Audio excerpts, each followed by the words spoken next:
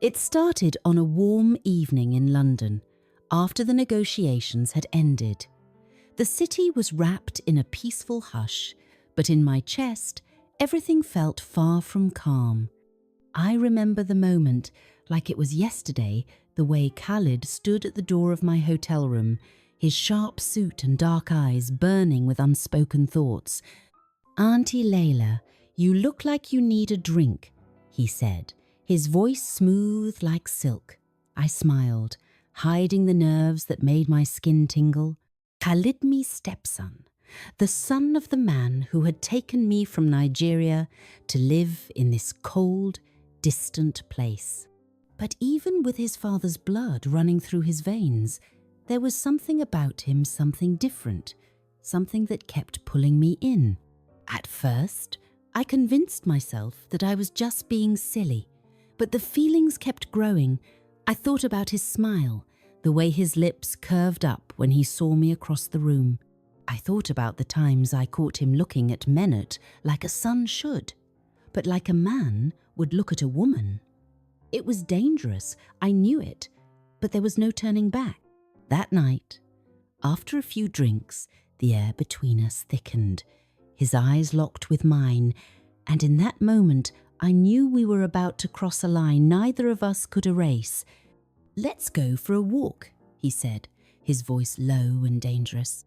Outside, the night was cool, the city lights blinking like stars, but I felt hot, like fire was rising inside me, threatening to consume me whole. It was no longer a matter of choice, it felt like destiny. And as he reached for my hand, I didn't pull away. It was wrong. I knew it was wrong, but I wanted it. I wanted him. And in the silence of that night, in the shadows of the city, something changed between us. We walked through the quiet streets of London, the world around us asleep, yet in my chest, my heart was racing like the beat of a drum at a village festival. His hand felt warm, strong, and his touch sent sparks through my body. "Auntie Layla," he said again, his voice soft but full of meaning. "Why do you always call me Khalid, like I'm just your stepson? Don't you see me as something more?" The question hung in the air like the smoke from a burning candle, and I didn't know how to answer. How could I? How could I admit that the boy who called me auntie was now a man who made my heart ache with longing? But I didn't answer. I just stood there, feeling the cold air and trying to steady my breath. His face was inches from mine now, and I could smell his cologne, feel the heat radiating off him. For a long moment, we didn't speak, just stood there, both knowing what was happening, but neither of us willing to break the silence. Then he moved closer, his lips brushing against my ear. "I've wanted this, Layla, for so long," he whispered, sending a shiver down my spine. His words stirred something inside me, something I couldn't control. The woman in me wanted to pull away, to shout that this was wrong, that I was married to his father, but the desire inside me felt like an uncontrollable force. Before I knew it, his lips were on mine, gentle at first, tentative, like he was waiting for me to stop him, but I didn't. I couldn't. The kiss deepened, and for the first time in what felt like forever, I felt alive. My mind screamed at me, warning me about the consequences, but my body, me heart, was drowning in the moment. I kissed him back, my fingers gripping his shirt as though holding on to the edge of a cliff. When we finally broke apart, breathless and shaking, he looked at me with eyes that held more than just desire. There was something darker there, something that made me wonder if we'd crossed a line neither of us could ever return from. "Layla," he said again, his voice hoarse, "what happens now?" I wanted to run, to leave, and never look back. But instead, I reached for him again, pulling him closer. "I don't know," I whispered, my voice trembling, "but I don't want this moment to end." And so we stood there, Two people who should have never been in this position, lost in a dangerous dance of passion and guilt. The rest of the night passed in a blur, and by morning nothing felt the same. I woke up with a heavy heart, my mind racing with what we had done, the lie I had told my husband, the betrayal. But in my heart, something told me it wasn't over yet. The morning light was unforgiving, casting sharp shadows across the room as I slowly opened my eyes. My head felt heavy, like 1,000 thoughts had come rushing in, drowning me in a sea of guilt and confusion.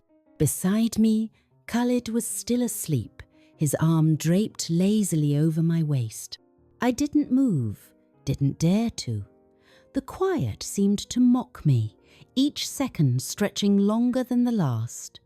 How had I let it get to this point? How had I let myself be pulled into a web of lies, a mess of emotions I couldn't untangle? My husband, Samir, was miles away, handling delicate negotiations back in Abuja, completely unaware of the storm brewing in his own home. I felt my chest tighten just thinking about him. He was a good Manan, honourable Manand. Here I was, tangled in the arms of his son, his own flesh and blood. I had to leave, I told myself. I had to push him away. But when I shifted slightly, I felt Khalid's grip tighten, pulling me closer to him. It was as though he wasn't going to let me escape so easily. "Auntie Layla," he murmured, his voice thick with sleep but heavy with meaning. "What happens now?" I closed my eyes, my heart pounding as his hand traced gentle circles on my back. This wasn't just a simple mistake anymore. This wasn't just a fleeting moment. This was real. I pulled away gently, not wanting to wake him completely. My thoughts were racing, my emotions all over the place. What was I supposed to do? I had tried so hard to keep the distance between us, to protect both of us from the temptation.